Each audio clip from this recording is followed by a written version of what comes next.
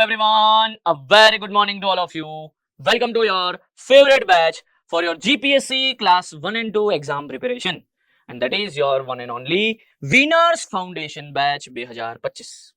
ચલો, so let's start fatigue load ની study કરીએ કે ભાઈ મટીરિયલ ઉપર ફટીગ લોડ લાગે તો શું થાય. તો પહેલા તો ફટીગ લોડ શું છે એ સમજીએ.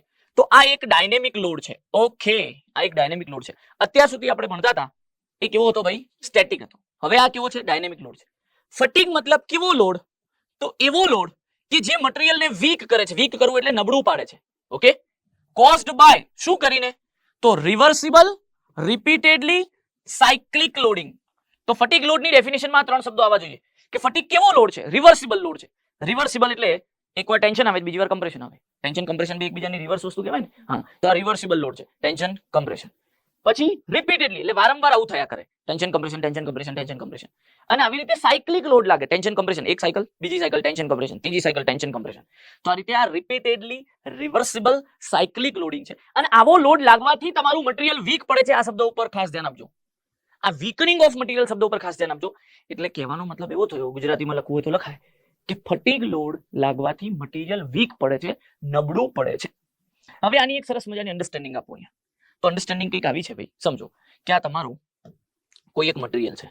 લેટ્સ સે ફોર એક્ઝામ્પલ, બરાબર છે, આ તમારું કોઈ એક મટીરિયલ છે અને આ તમે એના ઉપર સ્ટેટિક લોડ લગાવો છો. કયો લોડ લગાવો છો? Static load. હવે તમે એના ઉપર સ્ટેટિક લોડ લગાવો છો એટલે અત્યાર સુધી જે ભણતા હતા એ લોડ લગાવો છો. તમે લગાવ્યો, ઓકે, આ લોડ તમે લગાવ્યો એટલે તમને આખી સ્ટોરી ખબર જ છે શું થાય છે. લોડ લગાવો એટલે શું થાય? ડિફોર્મેશન આવે. ડિફોર્મેશન આવે એટલે પછી એના અગેન્સ્ટમાં રેઝિસ્ટિંગ ફોર્સ ડેવલપ થાય. રેઝિસ્ટિંગ ફોર્સ આવ્યું એટલે સ્ટ્રેસ આવે. એ ઇન્ડ્યુસ સ્ટ્રેસ જેમ જેમ લોડની વેલ્યુ વધારો એમ વધતો જાય. લોડ વધારો ઇન્ડ્યુસ સ્ટ્રેસ વધે, લોડ વધારો ઇન્ડ્યુસ સ્ટ્રેસ વધે. મટીરિયલની એક લિમિટ હોય એ સ્ટ્રેસ સહન કરવાની. જો ઇન્ડ્યુસ સ્ટ્રેસ વધતો મટીરિયલની સ્ટ્રેન્થે પહોંચી જાય તો પછી મટીરિયલ ફેલ થઈ જાય. આખી ફિલોસોફી મેં આગળના લેક્ચરોમાં વાત કરેલી છે. આવું સ્ટેટિક લોડમાં થાય. Clear this part? તો સમજો કે આ લોડ P ની વેલ્યુ વધારતા જાઓ છો અને ઇન્ડ્યુસ્ડ સ્ટ્રેસ તમારા મટીરિયલની સ્ટ્રેન્થે પહોંચી ગયો. પણ તમારા મટીરિયલની કઈ સ્ટ્રેન્થે પહોંચ્યો? તમારા મટીરિયલની કઈ સ્ટ્રેન્થે પહોંચ્યો? તો સ્ટેટિક સ્ટ્રેન્થે પહોંચ્યો. એટલે કે જ્યારે લોડ સ્ટેટિક લાગતો હોય ત્યારે તમારું મટીરિયલ જે સ્ટ્રેસ વેલ્યુ ફેલ થાય એને તમારા મટીરિયલની સ્ટેટિક સ્ટ્રેન્થ કહેવાય.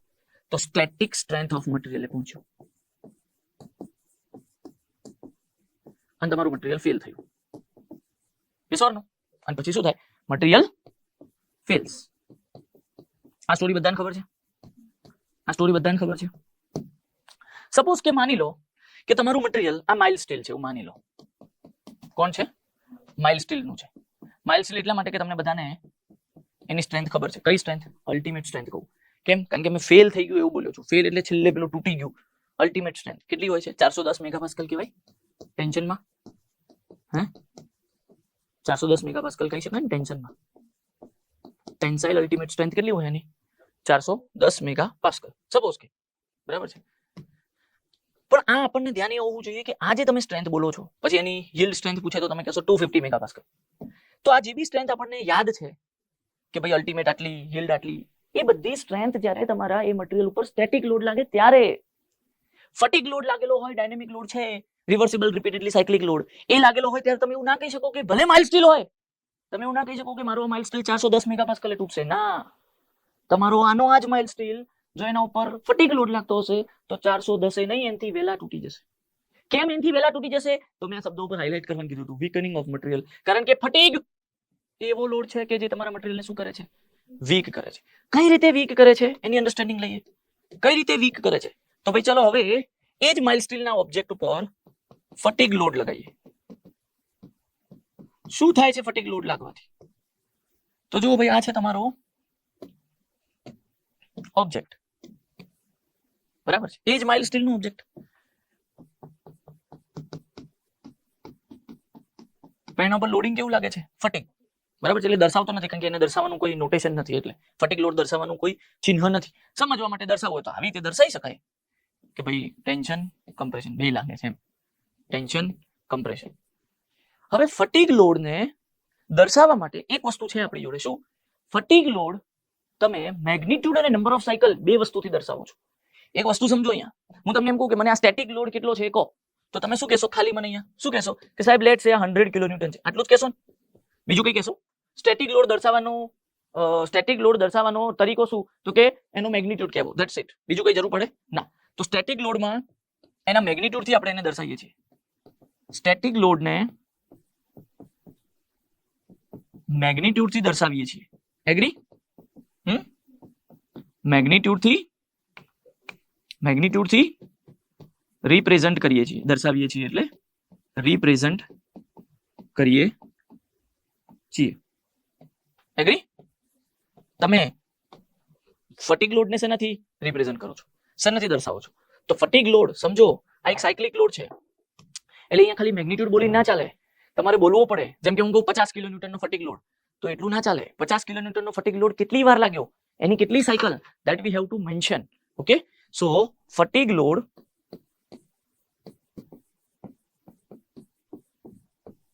ને મેગ્નિટ્યુડ અને નંબર ઓફ સાયકલ દ્વારા દર્શાવવામાં અથવા રિપ્રેઝન્ટ કરવામાં આવે છે. પડી ખબર? આઈ મજા? Understood or not? Yes or no? આવી રીતે એને દર્શાવવામાં આવે છે. એટલે તમે સમજો કે સ્ટેટિક લોડમાં તમે એવું કહી શકો કે સાહેબ આ 100 કિલોન્યુટન એ મારો ફેલિયર લોડ છે. કેમ? કારણ કે 100 કિલોન્યુટન લોડ એ મટીરિયલમાં ઇન્ડ્યુસ થયેલો સ્ટ્રેસ એ મટીરિયલની સ્ટ્રેન્થે પહોંચી ગયો અને મટીરિયલ ફેલ થઈ ગયું. સપોઝ કે માની લો કે આ માઇલ સ્ટીલમાં આ 100 કિલોન્યુટન લોડ એ એમાં ઇન્ડ્યુસ થતો સ્ટ્રેસ એ 410 મેગાપાસ્કલ થઈ ગયો. 410 તો શું હતી? એની અલ્ટિમેટ ટેન્સાઇલ સ્ટ્રેન્થ હતી, એટલે ત્યાં આગળ ફેલ થઈ જશે. માની લો, આ બધું અઝમ્પશન કરી લો, કારણ કે સમજવું છે તો એક ઉદાહરણ તો લેવું પડશે. તો આ તમારો શું થઈ ગયો કહેવાય? Failure load. તો સ્ટેટિકમાં બહુ સિમ્પલ છે કે કયા લોડે ફેલ થયું એ આઈડેન્ટિફાઈ કરવું, બરાબર છે.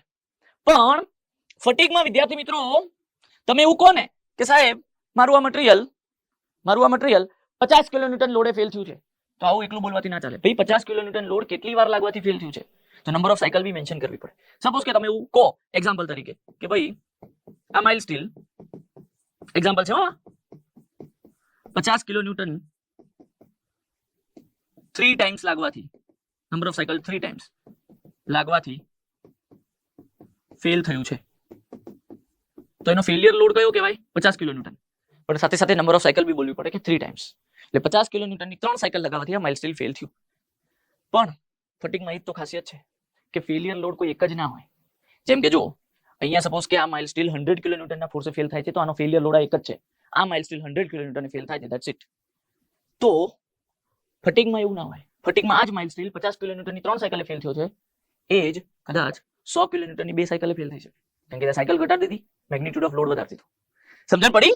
મેગ્નિટ્યુડ ઓફ લોડ ઘટાડી દઉં, ચલો 50 માંથી 25 કરી નાખો, તો કે 25 કિલોન્યુટન લોડની 6 સાયકલથી કદાચ ફેલ થયો.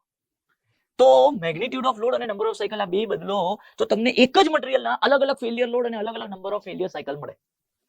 આ ફટીગ છે. બોલો, છે કોમ્પ્લિકેટેડ સમજવું? બરાબર છે કે નહીં? ઓકે, બીજી એક ખાસ વાત, ભાઈ ફટીગમાં આ તો વાત થઈ ફેલિયર લોડ અને નંબર ઓફ સાયકલની, પણ આપણને એક વસ્તુ તો ખબર છે કે મટીરિયલ ક્યારે સીધો લોડથી થોડી ફેલ થાય છે. લોડના કારણે સ્ટ્રેસ આવતો હશે, અને ઇન્ડ્યુસ્ડ સ્ટ્રેસ એ મટીરિયલની સ્ટ્રેન્થ જેટલો થઈ જતો હશે ત્યારે શું થતું હશે? ત્યારે ફેલિયર થતું હશે. તો ભાઈ અહીંયા મટીરિયલના સ્ટ્રેન્થની કે સ્ટ્રેસની વાત તો હજુ આપણે કરી જ નહીં. તો હવે આપણે એ તરફ જઈએ.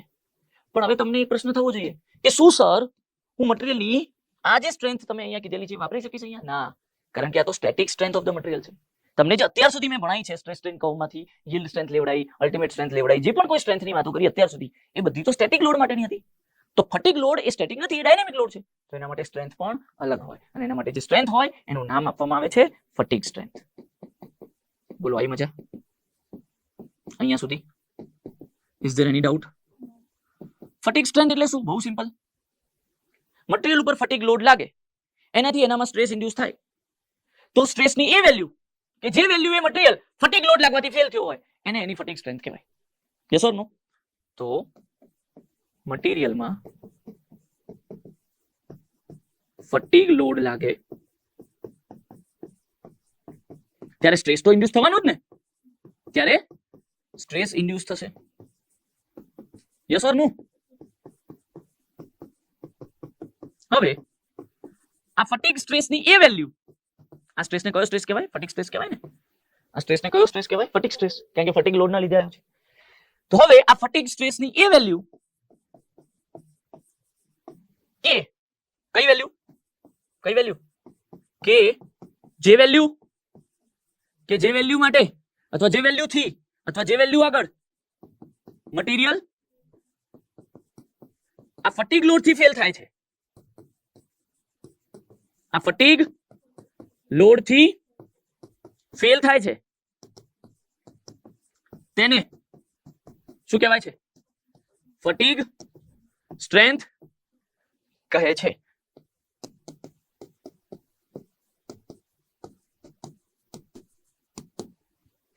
બીજી એક જોરદાર વાત કરું ભાઈ, ફટીગ લોડ લાગતો હોય ને ત્યારે તમારા મટીરિયલમાં જે ફેલિયર થાય ને એ ફેલિયર વોર્નિંગ વગરનું જ હોય. મતલબ ડક્ટાઇલ કેવું વોર્નિંગ આપતું હતું? Ductile material, right? Brittle material warning આપ્યા વગર તૂટી જતું હતું. પણ એ તો સ્ટેટિક લોડમાં વાત હતી કે સ્ટેટિક લોડ હોય તો જો મટીરિયલ ડક્ટાઇલ હોય તો એ વોર્નિંગ આપીને ફેલ થાય. એટલે કહેવાનો મતલબ કે ઇલાસ્ટિક લિમિટ પછી બહુ બધું ડિફોર્મ થાય પછી તૂટે. જ્યારે બ્રિટલ મટીરિયલ હોય તો એ સ્ટેટિક લોડમાં under the static load elastic limit પછી બહુ ડિફોર્મ ના થાય એટલે બહુ વોર્નિંગ ના આપે અને સીધું તૂટી જાય. પણ આ બધી વાતો સ્ટેટિક લોડમાં હતી વિદ્યાર્થી મિત્રો. જો ફટીગ લોડ લાગે છે તો irrespective of type of material, either material ductile છે કે બ્રિટલ છે, એ કોઈ જ ઇજ્જત રાખતું નથી. ફટીગ લોડ ડક્ટાઇલ મટીરિયલ નું પણ બ્રિટલ ફેલિયર કરાવડાવે છે. મતલબ તમારું ડક્ટાઇલ મટીરિયલ બી તમને વોર્નિંગ આપ્યા વગર જતું રહેશે, તૂટી જશે. તો ફટીગ લોડ એટલો ઘાતક છે વિચારો, ફટીગ લોડ એટલો ઘાતક છે, બરાબર ને? અચ્છા, બીજી એક મસ્ત વાત કરું. અહીંયા ફટીગ સ્ટ્રેન્થ ની વાત આવી છે તો અગર અહીંયા ફટીગ સ્ટ્રેન્થ ની વાત આવી છે તો એક બીજી મસ્ત વાત કરું. ફટીગ સ્ટ્રેન્થ એ તમારા સ્ટેટિક સ્ટ્રેન્થ કરતા, સ્ટેટિક સ્ટ્રેન્થ એટલે જ્યારે સ્ટેટિક લોડ લાગ્યો હોય ને ત્યારે મટીરિયલમાં સ્ટ્રેસ ડેવલપ થાય ને જે સ્ટ્રેસે મટીરિયલ ફેલ થાય એને સ્ટેટિક સ્ટ્રેન્થ કહેવાય. સ્ટેટિક સ્ટ્રેન્થ કરતા ઘણી ઓછી હોય છે. શું હોય છે? ઘણી ઓછી હોય છે. આ વસ્તુ પણ ખાસ ધ્યાન રાખવી. મટીરિયલની fatigue strength is very much less than static strength. आई मजा पड़ी खबर? Any doubt? कई पण प्रश्न હોય તો પૂછજો, બહુ મજા આવશે તમને. કારણ કે જનરલી આ કોલેજમાં તમે એસ સચ એટલું ડિટેલમાં નહીં ભણેલા હોતા આ ટોપિક તો, રાઈટ? બીજી એક વાત કરવી છે મારે તમને કે ફટીગમાં છે ને જેમ આપણે સ્ટેટિકમાં સ્ટ્રેસ સ્ટ્રેન કર્વ ડ્રો કરીએ, બરાબર ને, એનાલિસિસ માટે, સ્ટડી માટે, તો ફટીગમાં પણ એક કર્વ ડ્રો થાય. એ કર્વનું નામ હોય failure stress versus number of cycle. Okay, એટલે જેમ કે મેં તમને વાત કરી, શું વાત કરી હતી કે ભાઈ ફટીગમાં શું ઇમ્પોર્ટન્ટ છે ભાઈ? તો ફટીગમાં તમે લોડનો મેગ્નિટ્યુડ અને એની નંબર ઓફ સાયકલ આ બે વસ્તુ દર્શાવો છો ને. હવે મને એમ કહો કે લોડથી તો શું ડેવલપ થવાનું આગળ જઈને? સ્ટ્રેસ. અને એમાં બી એ જે સ્ટ્રેસે ફેલ થાય છે એ સ્ટ્રેસ એટલે failure stress versus number of સાયકલનો આપણે ગ્રાફ બનાવતા હોઈએ છીએ. તો ધ્યાન રાખો, અહીંયા હું તમને સરસ મજાનો ગ્રાફ બનાવીને આપું. ફટીગમાં એનાલિસિસ માટે ઓકે આવો ગ્રાફ ડ્રો થતો હોય છે.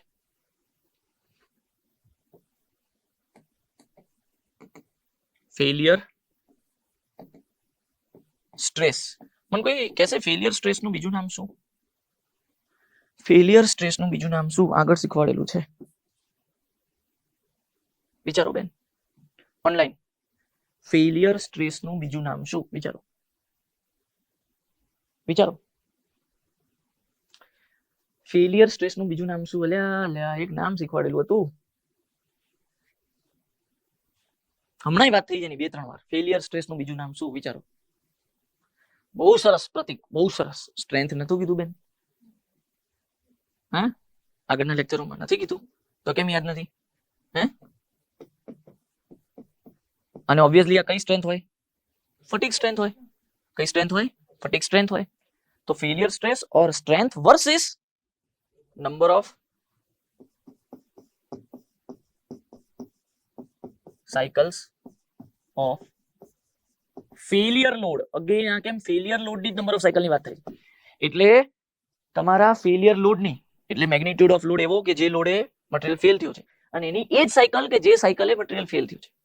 જેમ મેં આગળ તમને કીધું હતું 50 કિલો ન્યૂટનની 3 સાયકલે માઇલ સ્ટીલ ફેલ થયું, તો 50 કિલો ન્યૂટન એ ફેલિયર લોડની વાત થાય છે અને એની કેટલી સાયકલે માઇલ સ્ટીલ ફેલ થયો? તો 3 સાયકલ. તો એ જે નંબર ઓફ સાયકલ 3 રહી એ આ એક્સિસ ઉપર દર્શાવવાની છે. આ એક્સિસ ઉપર કોઈ બી રેન્ડમલી લોડની નંબર ઓફ સાયકલ નથી બતાવવાની. એવો ફટીગ લોડ કે જે લોડે મટીરિયલ ફેલ થયો છે એટલે એને ફેલિયર લોડ કહેવાય અને એની નંબર ઓફ સાયકલ અહીંયા દર્શાવવાની છે. શબ્દો પકડજો, શબ્દો ખાસ પકડજો. રિપીટ કરીશ તમે કહેશો તો, પણ સમજવું જરૂરી છે. કન્સેપ્ચ્યુઅલી આગળ વધવાનું છે આપણે. યસ, ક્લાસ 1 અને 2 ની તૈયારી કરી રહ્યા છીએ આપણે, બરાબર ને? લેવલ બી આપણને ખબર છે 2025 ની એક્ઝામોમાં કયા લેવલે લઈ ગયા છે હવે જીપીએસસી ક્લાસ 2 અને 1 અને 2 ને, રાઈટ? તો કન્સેપ્ચ્યુઅલી દરેક વસ્તુ સમજવી જરૂરી છે. તો અહીંયા એવો ફટીગ લોડ કે જે લોડે મટીરિયલ ફેલ થયો છે એટલે એને ફેલિયર ફટીગ લોડ કહી શકાય. એની નંબર ઓફ સાયકલ અહીંયા આ એક્સ એક્સિસ ઉપર દર્શાવવાની છે. કોઈ બી એમને એમ ફટીગ લોડની નંબર ઓફ સાયકલ નથી દર્શાવવાની. જે ફટીગ લોડે તમારો મટીરિયલ ફેલ થયો છે એવા ફેલિયર ફટીગ લોડની નંબર ઓફ સાયકલ દર્શાવવાની છે. એવું હોય તો નામ જ એવું લખી આપો, ફેલિયર ફટીગ લોડની નંબર ઓફ સાયકલ. અને અહીંયા છે સ્ટ્રેન્થ. અચ્છા, આ સ્ટ્રેન્થને પણ શું કહેવાય? ફટીગ સ્ટ્રેન્થ કહેવાય. તો આને બી શું કહેવાય? ફટીગ ફેલિયર સ્ટ્રેસ કહેવાય.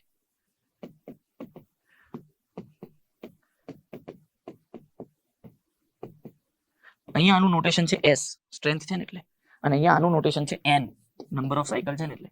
એટલે આ કર્વનું નામ પડે છે SN કર્વ. અને આ તમારા જીપીએસસી પૂછેલો MCQ. SN કર્વ આપણે ક્યાં ભણીએ છીએ? તો ફટીગમાં. This was the MCQ asked by GPSC. Okay, પબ્લિકે નામ જ ના સાંભળ્યું હોય કે આ કોણ છે SN કર્વ. તો SN curve deals with fatigue load. યાદ રાખજો આ SN કર્વ. SN નામ ક્યાંથી આવ્યું? સ્ટ્રેન્થ નું S, નંબર ઓફ સાયકલ નો N. SN કર્વ એ તમને નહીં એટલું ડિટેલમાં નામ લખી ના લે, તો એટલું જ પૂછશે SN કર્વ. અચ્છા, હવે કોમન સેન્સ વાપરીને મને કહો કે આ ફટીગ સ્ટ્રેન્થ અને number of cycle of failure fatigue load વચ્ચે કેવો સંબંધ હોય? ડાયરેક્ટલી પ્રોપોર્શનલ કે ઇન્વર્સલી પ્રોપોર્શનલ? શું લાગે છે? બહુ સરસ, ઇન્વર્સલી પ્રોપોર્શનલ. કોમન સેન્સ વાપરવાનું હોય આમાં. કઈ રીતે ઇન્વર્સલી પ્રોપોર્શનલ આવ્યું સાહેબ? અરે ભાઈ, જો નંબર ઓફ સાયકલ વધારે હોય, કોમન સેન્સ વાપરો, તો ઓછા મેગ્નિટ્યુડનો લોડ જોઈએ ને ફેલ કરવા માટે. આગળ મેં એક્ઝામ્પલ બી અવાજ આપ્યા હતા. 50 કિલો ન્યૂટનની, કોમન સેન્સ વાપરો ભાઈ, 50 કિલો ન્યૂટનની 3 સાયકલે તમારું જો મટીરિયલ ફેલ થતું હોય તો 25 કિલો ન્યૂટનની કેટલી સાયકલે ફેલ થાય? તો કે સાહેબ અમે આંકડો તો ના કહી શકીએ. બહુ સરસ, આવો જવાબ આપવાનો હોય. આંકડો તો ના કહી શકીએ, પણ એટલું કહી શકીએ કે 3 થી વધારે હશે. Yes or no? Common sense. કેમ? લોડનો મેગ્નિટ્યુડ વધાર્યો, ઘટાડ્યો. તો ભાઈ તમે લોડનો મેગ્નિટ્યુડ ઘટાડો છો તો નંબર ઓફ સાયકલ વધે છે. હવે લોડનો મેગ્નિટ્યુડ ઘટાડ્યો છે તો એનો મતલબ શું થયો? સ્ટ્રેસ બી તો ઘટશે. અલા યસ ઓર નો? સ્ટ્રેસ ઘટશે તો અલ્ટિમેટલી શું ઘટશે? ફેલિયર સ્ટ્રેસ ઘટશે. હે? ઓકે, ફેલિયર સ્ટ્રેસ ઘટ્યો એટલે અલ્ટિમેટલી શું ઘટ્યું? સ્ટ્રેન્થ ઘટી. સ્ટ્રેન્થ ઘટી એટલે શું ઘટ્યું? S ઘટ્યો. અને આ બાજુ N શું થયો? વધ્યો. જોઈ લો શું સંબંધ આવ્યો બે વચ્ચે. આવ્યો ઇન્વર્સલી પ્રોપોર્શનલ. તો ભાઈ નંબર ઓફ સાયકલ અને ફેલિયર સ્ટ્રેસ એટલે કે સ્ટ્રેન્થ વચ્ચે ઇન્વર્સ રિલેશન જ હોય. તો આ બંને વચ્ચેનો જે ગ્રાફ બનશે એ કંઈક આવો બનશે. આ તમારે લખવા માટે રાખું છું અહીંયા, પણ સાઈડમાં કરીને રાખું છું કારણ કે મારે અહીંયા વચ્ચે ગ્રાફ ડ્રો કરવું છે. નાનું કરીને અહીંયા મૂકી દઉં છું, લખી લેજો અહીંયાથી. ચલો, તો ગ્રાફ કંઈક આવું બનશે. આઈ મજા પડી? ખબર? હવે આ ગ્રાફની ખાસિયત બતાવું. આ ગ્રાફ ઉપરનો કોઈ પણ પોઈન્ટ લઈ લો, કોઈ પણ પોઈન્ટ, સપોઝ કોઈ એક સાઈડમાં આ પોઈન્ટ લેવો છે, તો આ દરેક પોઈન્ટ તમને મટીરિયલના ફેલિયરની જ પ્રોપર્ટીઓ આપશે. એટલે ફેલિયરની પ્રોપર્ટી આપશે એટલે શું? એવું કહેવા માંગશે કે ભાઈ આટલા સ્ટ્રેસે કે આટલા સ્ટ્રેન્થે મટીરિયલ ફેલ થયું છે. સપોઝ કે આને 1 નંબર આપું અને કેટલા નંબર ઓફ સાયકલે? તો કે આટલા નંબર ઓફ સાયકલે. તો આનો મીનિંગ સમજો. આ S1 N1 નો મીનિંગ સમજો તો સમજો શું છે. N1 number of cycle times કોઈક P1 લોડ, કારણ કે લોડ તો આ ગ્રાફમાં છે જ નહીં ક્યાંય, એટલે કોઈક P1 લોડ બોલવું પડે કે જેનાથી ડેવલપ થવા વાળો સ્ટ્રેસની વેલ્યુ S1 છે અને એ સ્ટ્રેસે મટીરિયલ ફેલ થાય છે એટલે એને ફેલિયર ફટીગ સ્ટ્રેસ અથવા ફટીગ સ્ટ્રેન્થ કહેવાય છે. તો આ N1 number of cycle times P1 નામનો લોડ લાગે તો S1 જેટલા સ્ટ્રેસે મટીરિયલ ફેલ થાય છે. આનો મીનિંગ આ થયો. પડી ખબર? હજુ એકવાર બીજો કોઈ પોઈન્ટ લઈ લો. સપોઝ કે કોઈ આ પોઈન્ટ લે છે તો એ શું કહેવા માંગે છે?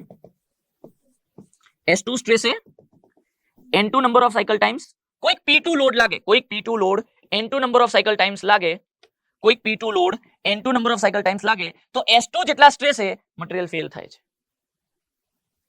એક ખાસિયત જોવા મળી. આ એક જ મટીરિયલનો ગ્રાફ ડ્રો કર્યો છે આખો. હજુ કંઈક ત્રીજો પોઈન્ટ આવે, હજુ કંઈક ચોથો પોઈન્ટ આવે. શું શીખવા મળ્યું? ફટીગમાં મટીરિયલની સ્ટ્રેન્થ નિશ્ચિત કરી શકાતી નથી. તમે નંબર ઓફ સાયકલ બદલતા જાઓ, ફેલિયર સ્ટ્રેસ જેને અલ્ટિમેટલી ફટીગ સ્ટ્રેન્થ જ કહેવાય બદલાતું રહે છે. યસ ઓર નો? આઈ મજા પડી? ખબર? તો ફટીગમાં જેમ મેં લોડમાં બી આગળ નતું કીધું, ફેલિયર લોડ ખાલી મેગ્નિટ્યુડ થી ના બોલી દેવાય, નંબર ઓફ સાયકલ વાઇઝ બોલવો પડે. અને નંબર ઓફ સાયકલ બદલી દો તો ફેલિયર લોડ બદલાઈ જાય. એ જ રીતે અહીંયા નંબર ઓફ સાયકલ બદલી દો તો ફેલિયર સ્ટ્રેસ જેને સ્ટ્રેન્થ કહેવાય, જેને ફટીગ સ્ટ્રેન્થ કહેવાય એ બદલાઈ જાય. તો ક્યારેય કોઈ મટીરિયલની ફટીગ સ્ટ્રેન્થ એક ફિક્સ વેલ્યુ ના હોય. એ તમે કેટલા number of cycle times load લગાવો છો, એ કયો લોડ છે અને એના આધારે કયો સ્ટ્રેસ આવે છે એ બદલાતું રહે નંબર ઓફ સાયકલ બદલવાથી. અને આ વસ્તુ તમને આ એસએન કર્વ સમજાવે છે. આઈ હોપ તમને મજા આવી હશે. Full on. હજુ તો કંઈ નથી, હજુ તો ઘણું આગળ ભણવાનું છે. ફટીગ સ્ટ્રેન્થના પ્રકાર ભણાવવાનો છું, બહુ મજા આવશે. અહીંયા સુધી મજા આવી. હવે ફટીગ કયા ફેક્ટરો પર આધાર રાખે છે એ પણ જરાક જોઈ લઈએ. બરાબર છે. તો ભાઈ ફટીગ મેગ્નિટ્યુડ ઓફ લોડ ઉપર આધાર રાખે છે. વાત થઈ ગઈ ને? મેગ્નિટ્યુડ ઓફ લોડ ઉપર આધાર રાખે, સાથે સાથે નંબર ઓફ સાયકલ ઉપર બી આધાર રાખે. નંબર ઓફ સાયકલ ને બીજો ટર્મ આવો બી વપરાય, ફ્રીક્વન્સી ઓફ સાયકલ, હે ને? ફ્રીક્વન્સી એટલે નંબર ઓફ સાયકલ. ઓકે, કોઈ બી શબ્દ વાપરી શકે ઓપ્શનમાં. ત્યારબાદ કોરોઝન ઉપર આધાર રાખે. કોરોઝન ઉપર કઈ રીતે આધાર રાખે? તો કોમન સેન્સ. કોઈ પણ મટીરિયલ જો કાટ ખવાયેલું છે એટલે કે કોરોઝન થયેલું છે તો એનામાં ફટીગ ઇફેક્ટ બહુ વધારે હશે. ફટીગ ઇફેક્ટ બહુ વધારે હશે એનો મતલબ કે મટીરિયલ બહુ વધારે વીક કરી નાખ્યું હશે. કારણ કે ઓલરેડી એક તો ફટીગ તો મટીરિયલને વીક કરે છે ને, એમાં કોરોઝન એટલે ઓલરેડી વીક મટીરિયલ. કાટ ખાયેલું મટીરિયલ વીક હોય ને. એનું ઉદાહરણ આપું, તમે એમને કોઈ લોખંડનો સળિયો લો અને આમ કરીને આમ તોડવાનો ટ્રાય કરો કે આમ કરીને તોડવાનો ટ્રાય કરો, નહીં, તમારો પગ તૂટી જશે પણ એ નહીં તૂટે. પણ ઘણી વાર આપણને ખબર છે એકદમ વર્ષો જૂનું વરસાદમાં બહુ પલળેલું કાટ ખાઈ ગયેલો સળિયો કે કાટ ખાઈ ગયેલું પતરું હોય લોખંડનું, એને આમ કરીને તો તૂટી જાય. કેમ? કાટ ખાઈ ગયેલું છે, એક્સ્ટ્રીમ કાટ ખાઈ ગયેલું હોય, નબળું બની ગયું હોય, હા આમ બરડ થઈ ગયું હોય, અને ખાલી તમે આમ જ કરવાની જરૂર છે. તો છે તો બે લોખંડ, છે તો બે સેમ મટીરિયલ, તો પેલું કેમ નથી તૂટતું અને પેલું કેમ તૂટી જાય છે? તો રીઝન ઇઝ કોરોઝન થી મટીરિયલ શું થઈ જાય? વીક થઈ જાય. તો એક તો કોરોઝન છે અને બીજું તમે ફટીગ લોડ લગાવ્યો છે જે ઓલરેડી મટીરિયલ વીક કરે છે, તો મટીરિયલ ઓર જલ્દી તૂટી જાય. એટલે સમજવાનું એ છે કે કોરોઝન હોય જો મટીરિયલમાં તો ફટીગ ઓર ડોમિનેટિંગ થઈ જાય. એટલે ફટીગ ઇફેક્ટ ડોમિનેટિંગ થઈ જાય પણ ફટીગ સ્ટ્રેન્થ ઓછી આવે. ફટીગ સ્ટ્રેન્થ ઓછી આવે એવું કેમ બોલ્યો? ઓછા સ્ટ્રેસે ફેલ કરી નાખે ને, ઓછા લોડે ફેલ કરી નાખે ને. બીજું number of cycle required off load પણ ઓછી જોઈએ. ઓછા નંબર ઓફ સાયકલે તોડી નાખે, ઓછા સ્ટ્રેસે તોડી નાખે, એટલે ફટીગ સ્ટ્રેન્થ ઓછી આવે પણ ફટીગ ઇફેક્ટ, ફટીગ અસર વધારે આવે. તો કોરોઝન થી ફટીગ ઇફેક્ટ વધારે આવે. તો આ વસ્તુ ખાસ સમજો. કોરોઝન થી ફટીગ ઇફેક્ટ વધારે આવે. શું થાય? ફટીગ ઇફેક્ટ વધારે આવે. ફટીગ સ્ટ્રેન્થ ઓછી આવે ને, ફટીગ સ્ટ્રેન્થ ઓછી આવશે.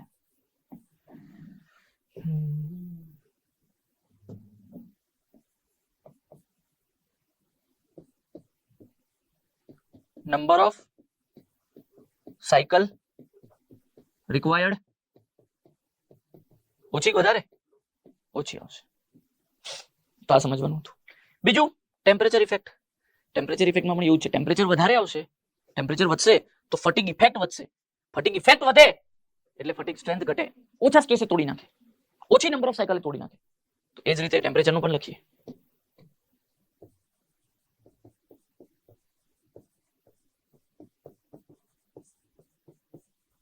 શું લખશો ટેમ્પરેચરનું? કે ટેમ્પરેચર વધે તો શું વધે? ફટીગની ઇફેક્ટ વધે. સમજવામાં ભૂલ ના કરતા. ફટીગની ઇફેક્ટ વધે. બીજું હા, ફટીગ સ્ટ્રેન્થ ઘટે અને નંબર ઓફ સાયકલ રિક્વાયર્ડ એ બી ઘટે.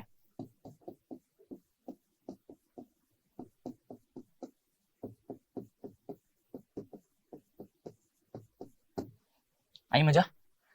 ચલો છેલ્લું સ્ટ્રેસ કોન્સન્ટ્રેશન. એટલે જ્યાં કોન્સન્ટ્રેશન હોય સ્ટ્રેસનું, એટલે જ્યાં લોડ લાગ્યો હોય, પોઈન્ટ ઓફ એપ્લિકેશન હોય, આગળ ભણાવી દીધેલું છે ને સેન્ટ વેનન ને બધું. તો જ્યાં લોડ લાગ્યો હોય એક્ઝેક્ટલી જે પોઈન્ટ જેને point of application off load કહેવાય, ત્યાં સ્ટ્રેસનું કોન્સન્ટ્રેશન બહુ વધારે હોય. તો ત્યાં જો ફટીગ લોડ લાગ્યો હશે તો ત્યાંથી ફેલ બી બહુ જલ્દી કરી નાખશે. એટલે સ્ટ્રેસ કોન્સન્ટ્રેશન હોય ત્યાં બી અગેન આ જ વાતો, જ્યાં સ્ટ્રેસ કોન્સન્ટ્રેશન હોય ત્યાં ફટીગ ઇફેક્ટ વધારે હોય, ત્યાં ઓછા સ્ટ્રેસે તોડી નાખે એટલે ફટીગ સ્ટ્રેન્થ ઓછી આવે. ઓકે, તો આ તમારા ફેક્ટર્સ અફેક્ટિંગ ફટીગ છે. અગેન આનો એમસીક્યુ પૂછાઈ શકે. કાલ જેમ ક્રીપમાં કીધું હતું એમ, ક્રીપમાં શું શીખવાડ્યું હતું? Which of the following factor is not affecting the creep. આવો એમસીક્યુ પૂછાઈ શકે. તો કયા કયા અફેક્ટ કરે છે આપણને ખબર હોવી જોઈએ. શું ભણ્યા હતા કાલે? કયા કયા ફેક્ટર્સ ક્રીપને અફેક્ટ કરે? Magnitude off load, type off load, temperature અને એજ ઓર ટાઈમ ઓફ લોડિંગ. અહીંયા મેગ્નિટ્યુડ ઓફ લોડ, ફ્રીક્વન્સી એટલે number of cycles right off load, પછી કોરોઝન, ટેમ્પરેચર અને સ્ટ્રેસ કોન્સન્ટ્રેશન. તો ખાસ ધ્યાન રાખજો, ફેક્ટર્સ અફેક્ટિંગ ઉપરથી એક સરસ મજાનો એમસીક્યુ બની શકે છે. બીજું આ બી કહે છે, આ બી તમને મેં ભણાવી દીધું આગળ ડિસ્કશનમાં. ફટીગ ફેલિયર કોના પર ડિપેન્ડ કરે છે? મેઇનલી તો મેગ્નિટ્યુડ ઓફ લોડ અને number of cycles off load, right. બીજું જો magnitude off load that causing the fatigue is less than the load that it can resist statically. આ બી વાત થઈ ગયેલી છે કે સ્ટેટિકલી તમારું મટીરિયલ જેટલો લોડ સહન કરી શકે એનાથી ઘણો ઓછો લોડ એ ફટીગ સહન કરે, મતલબ ફટીગ વાળો લોડ સહન કરી શકે. તો તમારા મટીરિયલનું ફટીગ લોડ સહન કરવાની કેપેસિટી ઓછી જ હોય સ્ટેટિક લોડ સહન કરવાની કેપેસિટી કરતા. અને આ વાત મેં તમને અહીંયા લખાવડાઈ છે. કેમ કે આ રહી ને, કેમ કઈ રીતે લખાવડાઈ બોલો?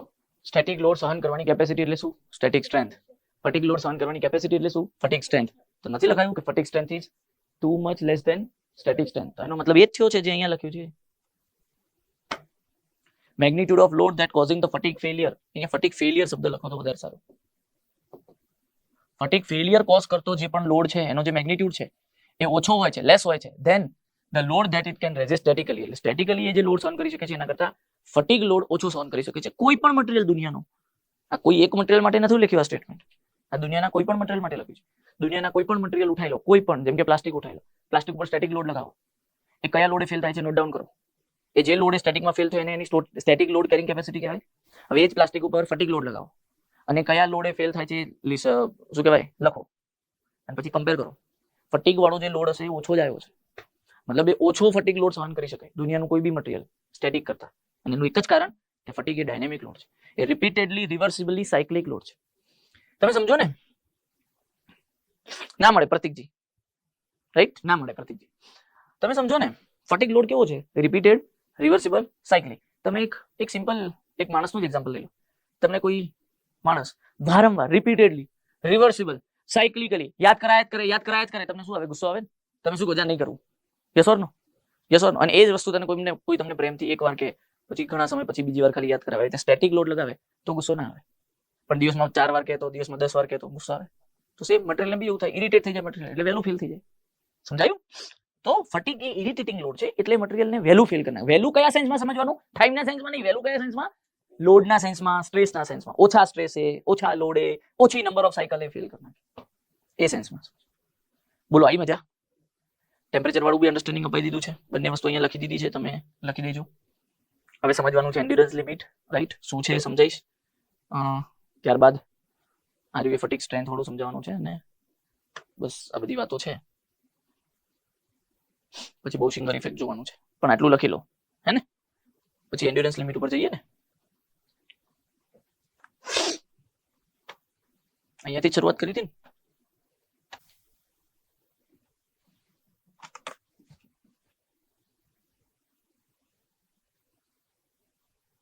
ડિગ્રી વાળા વિદ્યાર્થીઓએ ખાસ એક વસ્તુ જોઈ, નવી ભરતી આવી છે જુનિયર સાયન્ટિફિક આસિસ્ટન્ટની, રાઈટ? યસ, મેં કાલે જ એના ઉપર વિડીયો બનાવ્યો છે આખો, બરાબર છે? જેને પણ ના જોયો હોય જોઈ લેજો, બરાબર છે? અને ફોર્મ ભરી દેજો, 1 જુલાઈથી શરૂ થશે, બરાબર છે? ડિસેમ્બર પછી આવશે આની એક્ઝામ. તો ચાલો, આમાં તો બધું લખીને જ આપ્યું છે, આ વસ્તુ એડ ઓન કરવાની છે. કોઈને આ બાકી હોય તો જોઈ લો. આ બી અન્ડરસ્ટેન્ડિંગ વાઇઝ લખવું હોય તો, અધરવાઇઝ તો પછી તમારી ઈચ્છા. કે આ બંને વચ્ચે ઇન્વર્સ રિલેશન કેમ આવ્યો? એસ અને એન વચ્ચે ઇન્વર્સ રિલેશન આવ્યો છે એ તમને ખબર હોવી જોઈએ. ફટીગ સ્ટ્રેન્થ અને નંબર ઓફ સાયકલ, આ બે વચ્ચેનો સંબંધ ઇન્વર્સ રિલેશન આવ્યો છે. આનું નામ ફટીગ સ્ટ્રેન્થ છે, આનું નામ નંબર ઓફ ફેલિયર લોડ છે. Number of cycle for failure fatigue load છે, બરાબર ને?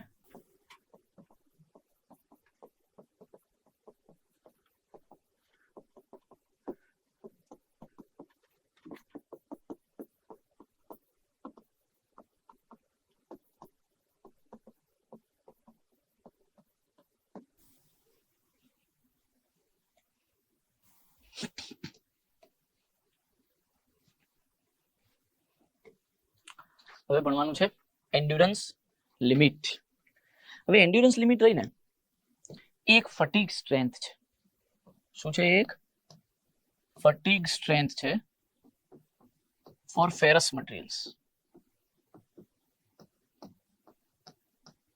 Four ferrous materials.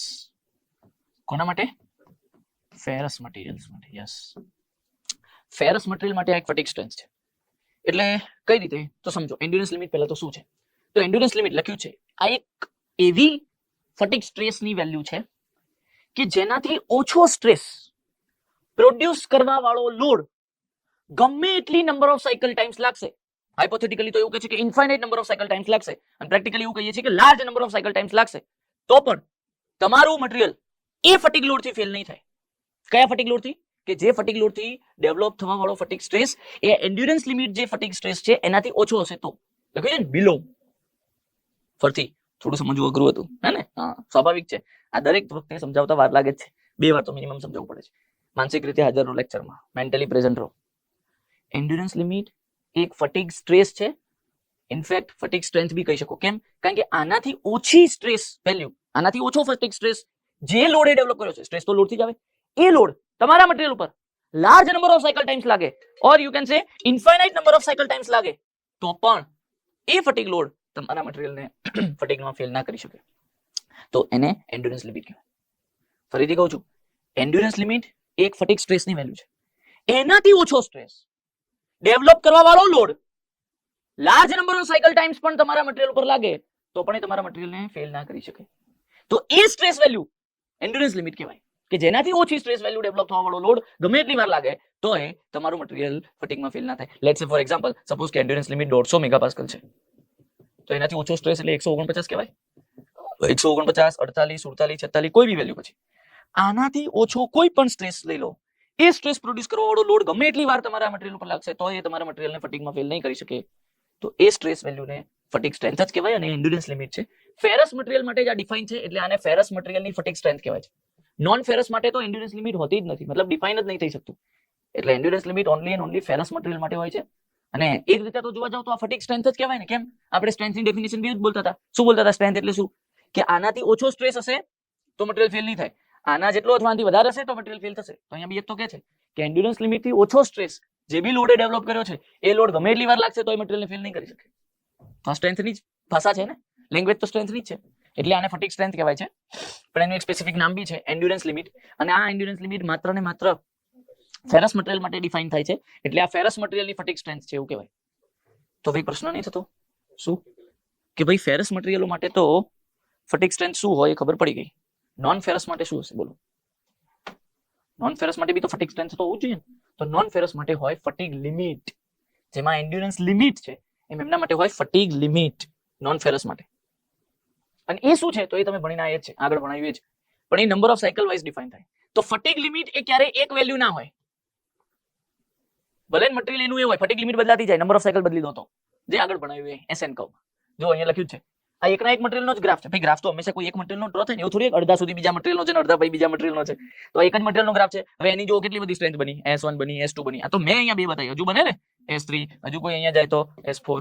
એક જ મટીરીયલની કેટલી બધી સ્ટ્રેન્થ બની જાય નંબર ઓફ સાયકલ બદલવાથી. તો એને કહેવાય છે ફટીગ લિમિટ. તો તમે જે આગળ ભણીને આયા S1 S2 ભણીને આયા ને એને ફટીગ લિમિટ કહેવાય, અને એ ફટીગ સ્ટ્રેન્થ જ છે, પણ એ નોન ફેરસ મટીરીયલ માટે ફટીગ સ્ટ્રેન્થ છે. Is this part clear? Any doubt? આવી ગઈ મજા?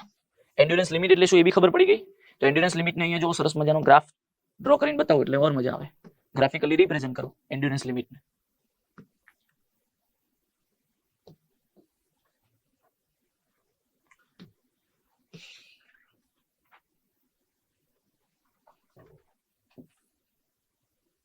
ગ્રાફિકલી રિપ્રેઝન્ટ કરીએ એન્ડ્યુરન્સ લિમિટને. તો જો આવી રીતે ડ્રો થશે,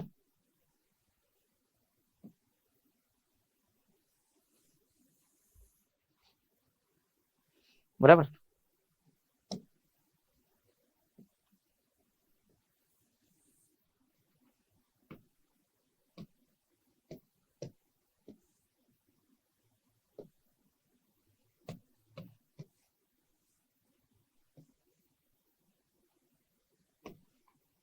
સેના વર્સેસ એનો ગ્રાફ છે આ. એ જ અગેન ફટીગ ફેલિયર સ્ટ્રેસ, જેને તમે શું નામ આપો છો બીજું? Fatigue strength. Fatigue strength versus કોનો ગ્રાફ છે? Number of cycle of failure fatigue load.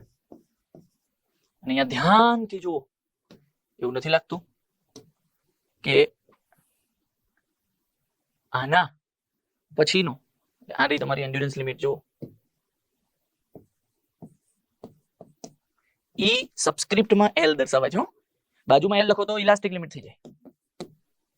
આમ લખો તો સબસ્ક્રિપ્ટમાં લખો તો એન્ડ્યુરન્સ લિમિટ. હવે આનાથી ઓછો સ્ટ્રેસ એટલે આ કોઈ બી સ્ટ્રેસ પ્રોડ્યુસ કરવા વાળો જે બી લોડ હશે એ લોડ ગમે એટલી વાર લાગે તો તમારા મટીરિયલને ફેલ નથી કરી શકતો. ગ્રાફ ઉપરથી બી સમજાય છે. જો આ ગ્રાફની નીચે જાઓ છો ને તમે, મેં આગળ બી શું કીધું હતું, આ ગ્રાફ ઉપર હશો, આ ગ્રાફ ઉપરનો કોઈ બી પોઈન્ટ એ તમને ફેલિયર બતાવશે મટીરિયલનું. Yes or no? Yes or નો? હવે તમે જ મને કહો, આને હું એન્ડ્યુરન્સ લિમિટ કહું તો આનાથી નીચેનો કોઈ બી સ્ટ્રેસ છે એની સામે લાઈન ડ્રો કરો, એ ક્યાંય ગ્રાફને ટચ કરશે નહીં કરી શકે. નહીં કરી શકે તો ફેલિયર નહીં થાય. એટલે આ લક્ષ્મણ રેખા જેવું સમજો. લક્ષ્મણ રેખાને અડો તો પેલો કરંટ આવે ને એની બહાર જાવ તો મરી ગયા, સમજી લો, ફેલ થઈ ગયા. તો તમે લક્ષ્મણ રેખાની અંદર છો તો આ આખો તમારો શું છે? આખો તમારો શું છે? આખો તમારો, મને તો એવું લાગે કે આખો તમારો સેફ ઝોન છે. આ બધું બી આવે ને સેફ ઝોનમાં? ના આવે, આની અંદરનું છે ને.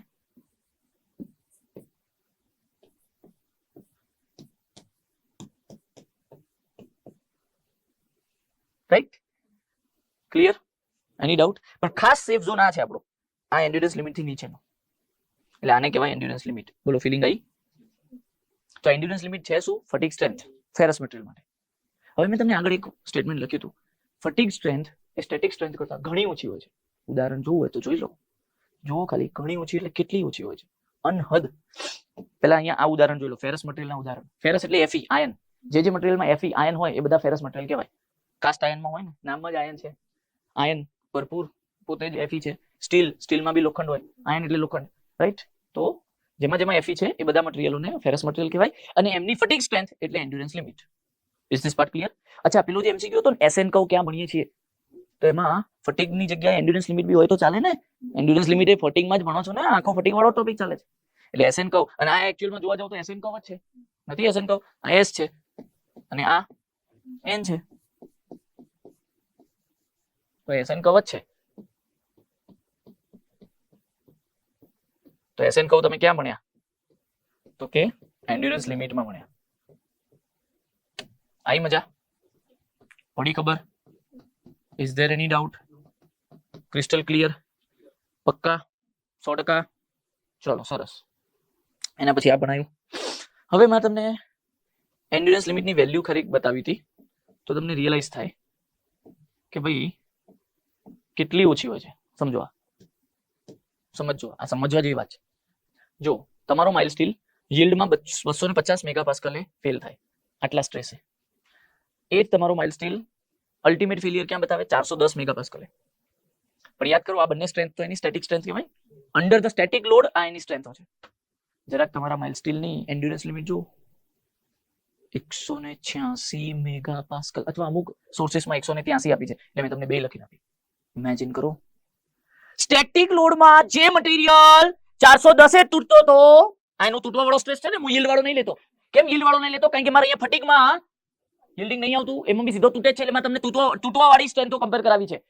જે મટીરિયલ સ્ટેટિકમાં 410 જઈને તૂટે છે એ ફટીગમાં 186 એ તૂટી જાય છે. તો હવે તમને આ શબ્દ સાર્થક થતો દેખાય છે? મને તો દેખાય છે અહીંયા આ શબ્દ. કયો? આ એક શબ્દ મેં જે તમને સ્ટાર્ટિંગમાં કીધું હતું કે ફટીગ એ તમારા મટીરિયલને શું કરે છે? નબળું પાડે છે, વીકનિંગ કરે છે. આ એનું ઉદાહરણ જો.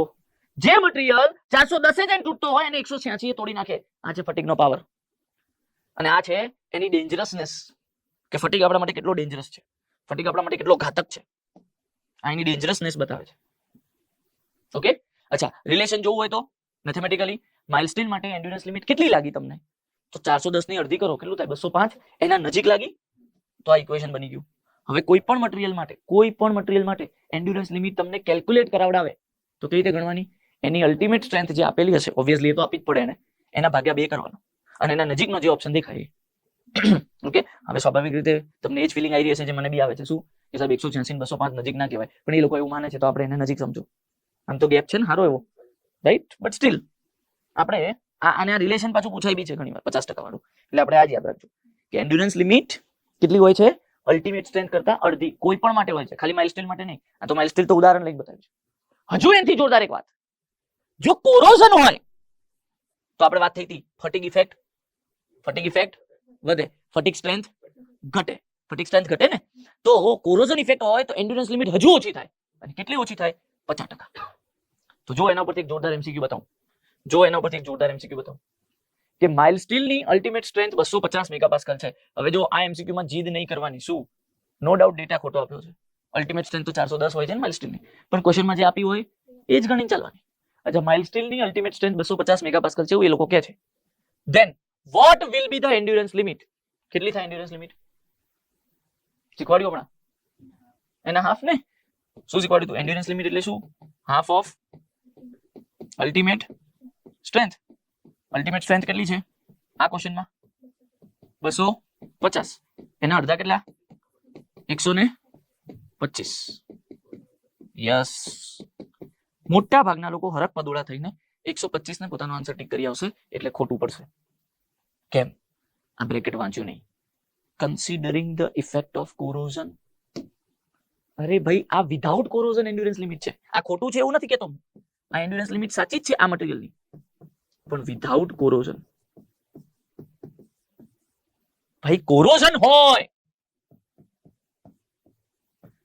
તો શું કરવાનું? જે વિધાઉટ કોરોઝન એન્ડ્યોરન્સ લિમિટ આવી છે, વિધાઉટ કોરોઝન જે એન્ડ્યોરન્સ લિમિટ આવી છે એના 50%, એટલે એનાથી અડધું કરી દેવાનું. શું આવે? 125 ભાગ્યા 2. શું આવે છે ઓપ્શનમાં? કેવો જોરદાર એમસીક્યુ છે, કરિયર ખતમ કરી નાખે એવો હે ને. પહેલી વસ્તુ તો ગેરંટી સાથે કહું, તમને જ આ રિલેશન ખબર છે, માર્કેટમાં બીજા કોઈ નથી ખબર કે એન્ડ્યોરન્સ લિમિટ. એટલે માર્કેટમાં એન્ડ્યોરન્સ લિમિટ એટલે હું એ નહીં ખબર પબ્લિકને. તમે રિલેશનની ક્યાં વાત કરો? તો એન્ડ્યોરન્સ લિમિટ એટલે શું એ તો આપણને ખબર જ છે, એની સાથે સાથે આપણને તો એનું ફોર્મ્યુલા પણ ખબર છે અલ્ટિમેટ સ્ટ્રેન્થ જોડે. ચલો આ તો ખબર જ છે. એનથી જોરદાર એક વસ્તુ શીખવાડી, કોરોઝન ઇફેક્ટ એવું કીધેલું હોય તો જે તમે એન્ડ્યોરન્સ લિમિટ વિધાઉટ કોરોઝન લઈને આવ્યા છો એનથી હજુ અડધી કરી નાખજો. બોલો, આવી મજા છે? જોરદાર વાતો. આવા એમસીક્યુ પૂછાય, બોલો. અને પછી કે સાહેબ પેપર અઘરા આવે. એટલે પેપર કન્સેપ્ચ્યુઅલી આવે. તું કન્સેપ્ટ ભણી નહીં જતો, વાંચી નહીં જતો, એમાં પેપર ઘટાડવાનો કોઈ વાંક નથી. બરાબર ને? આવી મજા? Enjoyed this? ઓકે, ચાલો ગ્રેટ. તો આ આપણું સ્લાઇડ ઓલમોસ્ટ પતી ગઈ. અચ્છા, ઉપર એક મસ્ત વાત લખી છે કે ભાઈ મોટા ભાગના જે મેકેનિકલ ફેલિયર્સ થાય છે એ બધા ફટીગના લીધે થાય છે. કેમ? કોમન સેન્સ વાપરો. મેકેનિકલમાં ફટીગ લોડ વારંવાર હોય છે, કારણ કે મેકેનિકલમાં કન્ટિન્યુઅસલી વસ્તુ કેવી હોય? ડાયનેમિક હોય. Tension compression. પેલું પિસ્ટન વાળી એડ બી જોવો છો કેવું થતું હોય છે પિસ્ટનમાં, એન્જિનમાં જે પિસ્ટન હોય. તો મેકેનિકલ જેટલા બી પાર્ટ્સ હોય જે મૂવિંગ હોય છે, ડાયનેમિક હોય છે, એટલે ફટીગ લોડ વધારે આવે, તો સ્વાભાવિક રીતે એમના ફેલિયર ફટીગ ફેલિયર હોય. એટલે આ ફટીગ લોડ એ સિવિલ એન્જિનિયર્સ માટે એસ સચ એટલો બધો કામનો નથી. ફિલ્ડમાં જઈને એક્ઝામમાં કામનો છે. ફિલ્ડમાં આપણે ફટીગ લોડ જોડે ડીલ કરવાની બહુ આવતી નથી. બરાબર છે? As such. Okay, clear? Is there any doubt? Okay, very good. હવે આ ભણી લઈએ કે નોન ફેરસ મટીરિયલ માટે શું. તો નોન ફેરસ મટીરિયલ માટે વાત તો થઈ ગઈ છે, જસ્ટ વાંચી લઈએ ફરીથી. નોન ફેરસ મટીરિયલ માટે તમારે ફટીગ સ્ટ્રેન્થ ગોતવી હોય તો એ ફટીગ લિમિટ છે. આ ધ્યાન રાખજો. નોન ફેરસ મટીરિયલ માટે ફટીગ સ્ટ્રેન્થ કોણ? Fatigue limit. અને ફેરસ માટે એન્ડ્યોરન્સ લિમિટ. ફટીગ લિમિટ તમારા માટે નવું નથી, હું ઓલરેડી ભણાઈને આવ્યો છું. એના માટે એસએન કહું. ફટીગ લિમિટ એ કોઈ એક વેલ્યુ ના હોય. નંબર ઓફ સાયકલ બદલશો તો ફટીગ સ્ટ્રેન્થ, ફટીગ લિમિટ બદલાઈ જશે. એટલે નોન ફેરસ મટીરિયલની ક્યારેય તમે એક ફટીગ સ્ટ્રેન્થ ના કહી શકો. ફેરસની કહી શકો એન્ડ્યોરન્સ લિમિટ. ફેરસ માટે ફટીગ સ્ટ્રેન્થ એક થઈ શકે, એન્ડ્યોરન્સ લિમિટ. પણ નોન ફેરસ મટીરિયલ માટે ફટીગ સ્ટ્રેન્થ એક વેલ્યુ ના થઈ શકે, કારણ કે એના માટે ફટીગ સ્ટ્રેન્થ છે ફટીગ લિમિટ, અને ફટીગ લિમિટ એ નંબર ઓફ સાયકલ બદલવાથી બદલાઈ જાય છે.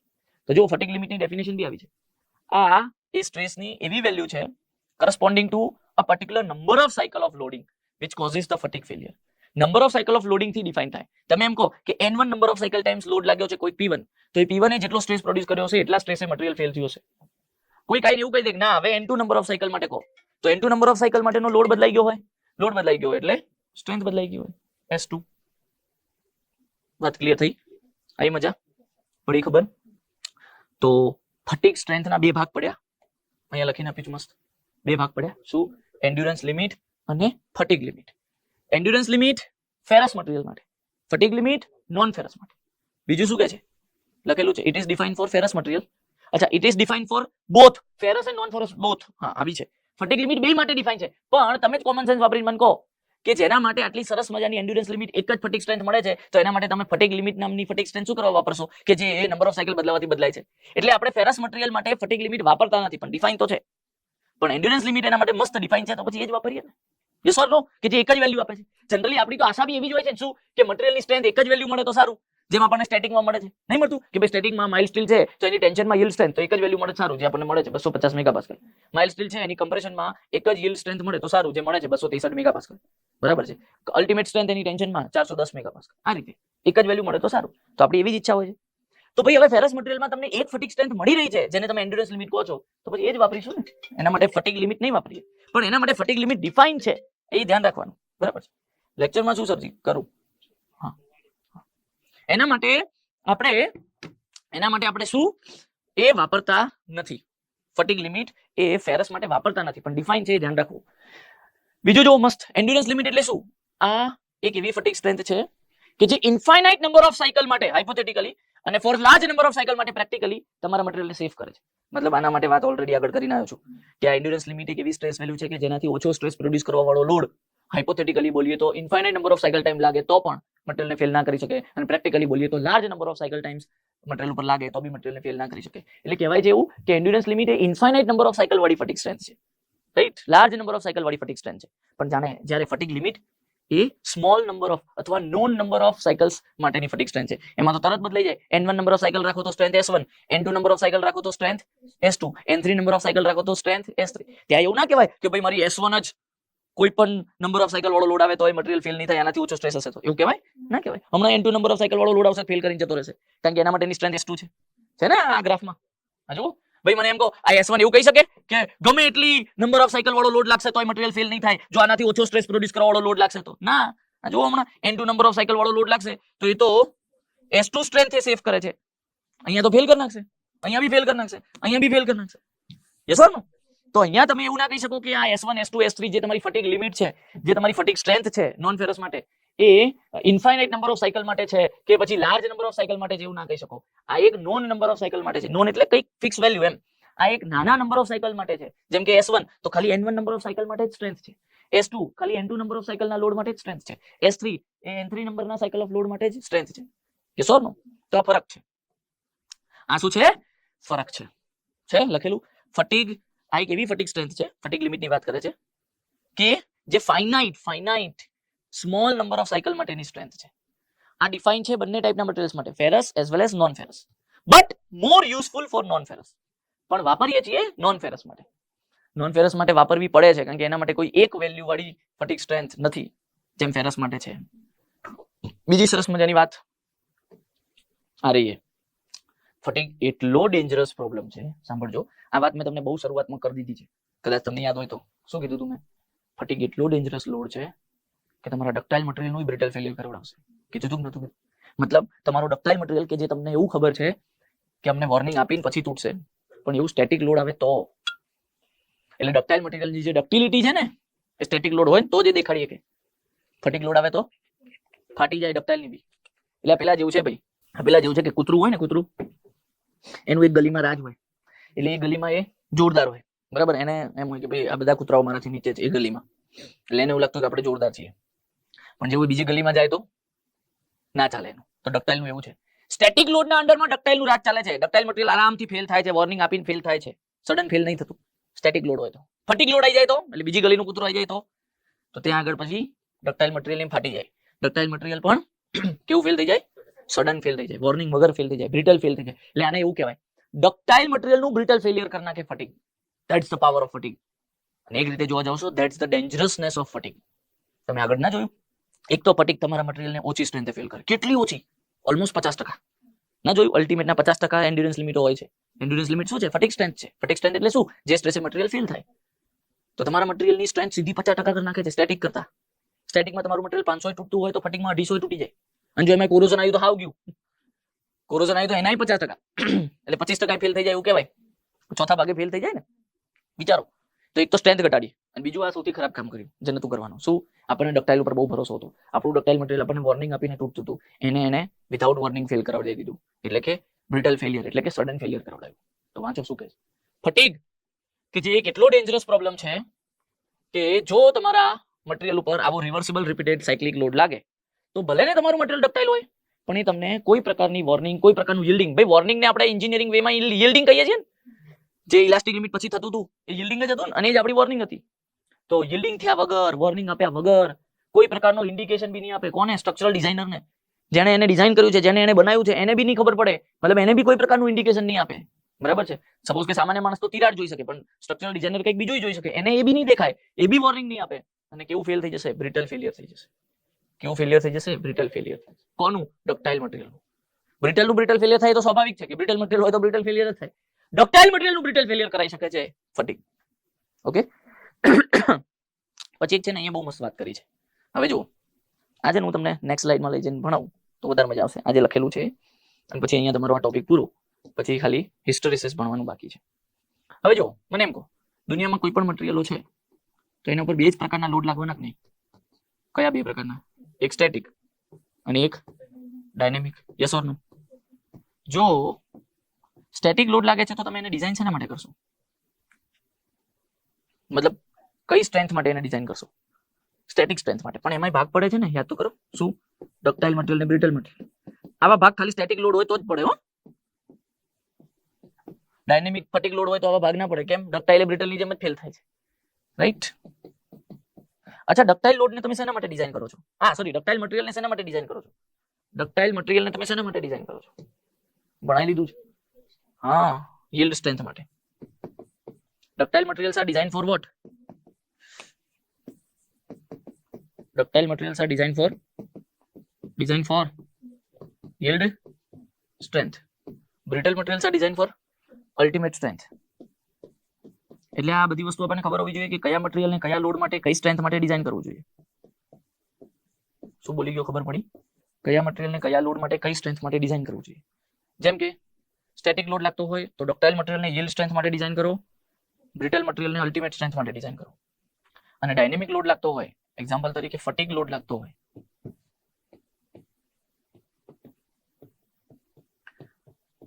તો જો ફટીગ લોડ લાગે છે તો એને શેના માટે ડિઝાઇન કરો? ફટીગ સ્ટ્રેન્થ માટે. પણ ફટીગ સ્ટ્રેન્થના બી બે ભાગ પડ્યા હતા, યાદ હોય તો. જો ફેરસ મટીરિયલ છે તો એન્ડ્યુરન્સ લિમિટ માટે ડિઝાઇન કરો.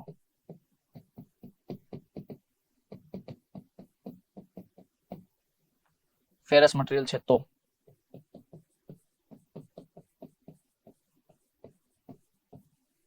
અને નોન ફેરસ મટીરિયલ છે તો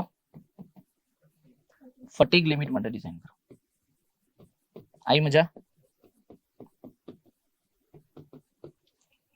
કોના માટે? નોન ફેરસ મટીરિયલ ને શેના માટે ડિઝાઇન કરો?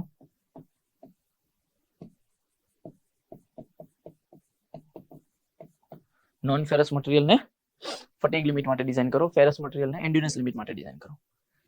આવી મજા? તો આખો ડિઝાઇનનો આ ફ્લો ચાર્ટ. મટીરિયલ હોય કોઈ બી, એના ઉપર બે પ્રકારના લોડ લાગી શકે. એટલે આમ તો આ લોડના પ્રકાર કહેવાય ને. સ્ટેટિક લોડ હોય તો, ડક્ટાઇલ મટીરિયલ હોય તો yield સ્ટ્રેન્થ, બ્રિટલ મટીરિયલ હોય તો અલ્ટિમેટ સ્ટ્રેન્થ. ડાયનેમિક લોડ હોય તો બંને મટીરિયલ ચાહે ડક્ટાઇલ હોય કે બ્રિટલ હોય એમને એન્ડ્યુરન્સ લિમિટ માટે ડિઝાઇન કરો અગર એ ફેરસ છે તો, અને નોન ફેરસ છે તો ફટીગ લિમિટ માટે ડિઝાઇન કરો. આવી મજા? જોરદાર. Pro level. કીધું તું કે સિંગલ સ્ટ્રેચમાં ભણશું તો મજા આવશે. આખી વાતો પતી ગઈ. હવે બોશિંગર ઇફેક્ટ એક અલગ ટોપિક છે, પણ આના કનેક્ટેડ જ છે, અને હિસ્ટેરિસિસ છે. આ બે પતે એટલે ફટીગ વાળો ઝોન પૂરો થાય અને એક નવો ઝોન ચાલુ થાય, જે ઝોનનું નામ છે રેઝિલિયન્સ. જે ઝોનનું નામ છે રેઝિલિયન્સ. ઓકે, લખી લો જે પણ કંઈ લખવાનું છે અને પછી આપણે આગળ વધીએ. ક્યાં છે? ક્યાંથી બાકી લખવાનું? અહીંથી બાકી છે. અહીંયા સુધીનું લખી લીધું છે ને? From here. દરેક સ્લાઇડ તમને બતાવતો જાઉં છું, જે પણ કંઈ હોય એ લખતા જાઓ. બરાબર ને? મેં કંઈ બી એડ કર્યું હોય તો એ લખી લો. ઓનલાઈનના મિત્રો, હાઉ વોઝ યોર એક્સપિરિયન્સ? ઓનલાઈનના મિત્રો તમને કેવી મજા આવી એ જરાક જણાવો મને.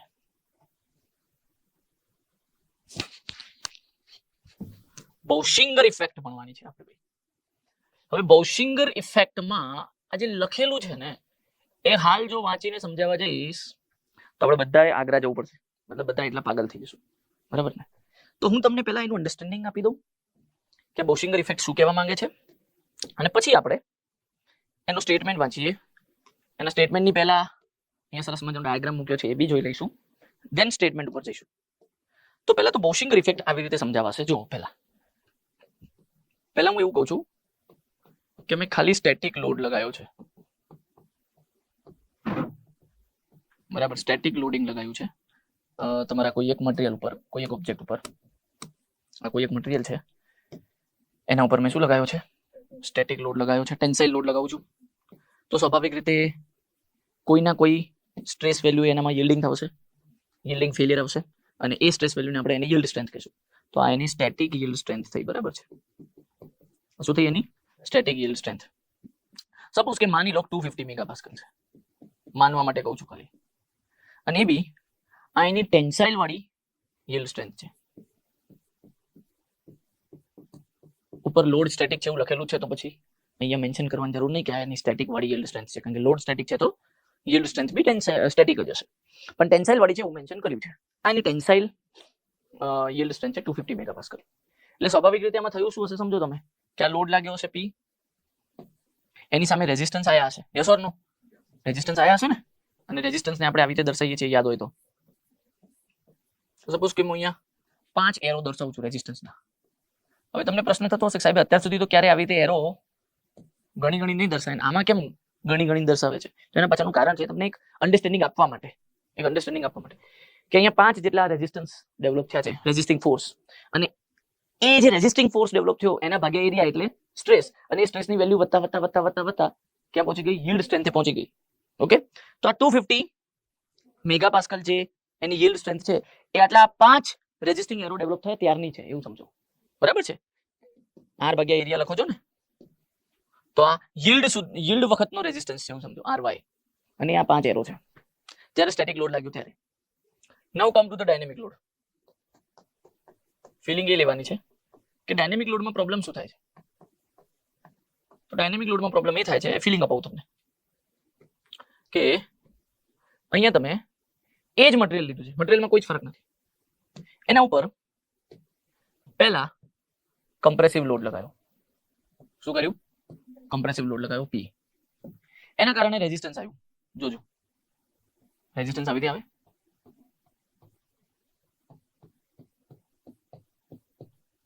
હવે આ જે લોડ મેં P લગાવ્યો છે એ લોડની વેલ્યુ વધતા બિયોન્ડ ઇલાસ્ટિક લિમિટ જતી રહી. કાલે બી ભણાવ્યું હતું આ વાત. બિયોન્ડ ઇલાસ્ટિક લિમિટ તું લોડ લગાવતા જતા રહો તમે, બિયોન્ડ ઇલાસ્ટિક લિમિટ જતા રહો છો તમે, લોડ લગાવતા ધ્યાન રાખજો. બિયોન્ડ ઇલાસ્ટિક લિમિટ જતા રહ્યા અને પછી તમે હવે આને અનલોડ કરો છો. બિયોન્ડ ઇલાસ્ટિક લિમિટ જતા રહ્યા અને આફ્ટર ધેટ અનલોડિંગ. શું કીધું? આફ્ટર ધેટ અનલોડિંગ કરો છો. સમજવા જેવી વાત છે. ઇલાસ્ટિક લિમિટ થી બિયોન્ડ જતા રહ્યા છો પછી શું કરો છો? અનલોડ કરો છો. મને એમ કહો ઇલાસ્ટિક લિમિટ ની બિયોન્ડ જતા રહ્યા છો પછી આવી રીતે અનલોડિંગ કરી દો છો. અનલોડિંગ એટલે અહીંયા મારાથી લોડ તો દર્શાવાશે નહીં, અનલોડ કરી દીધું છે. તો અહીંયા ઓબ્જેક્ટમાં શું હશે? લોડ તો નહીં જ હોય, પણ શું હશે? આ જે રેઝિસ્ટન્સ તમને શું લાગે છે બધું પાછું જતું રહ્યું હશે? નહીં ગયું હોય. કેમ? બિયોન્ડ ઇલાસ્ટિક લિમિટ જતા રહ્યા હતા. તો આ જે રેઝિસ્ટન્સ છે એમાંના એકાદ બે એરો આવી રીતે પડ્યા રહ્યા છે. આ ફિલિંગ આપવી છે માત્ર. આ જે રેઝિસ્ટન્સ પડ્યું રહ્યું એને કહેવાય રેસિડ્યુઅલ રેઝિસ્ટિંગ ફોર્સ. અને એના કારણે સમજો, કોમન સેન્સ લગાવો, રેઝિસ્ટિંગ ફોર્સ પડ્યો છે તો સ્ટ્રેસ પડ્યો હશે, ડિફોર્મેશન પડ્યું રહ્યું હશે, સ્ટ્રેઇન પડ્યું રહ્યું હશે, અને જે બધું પડ્યું રહ્યું એને રેસિડ્યુઅલ કહેવાય. તો શું પડ્યું રહ્યું હશે? Residual resisting force. Agree or not? Residual resisting force. बीजू શું પડી રહ્યું છે વિચારો? अरे भाई इसको क्या हो रहा है? કેમ ઇરેઝ થઈ જાય થોડી વારે?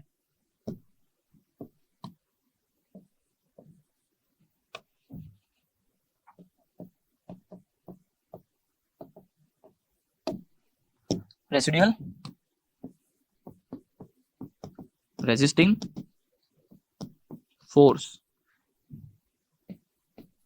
ગજબ હેરાન કરે છે આજે.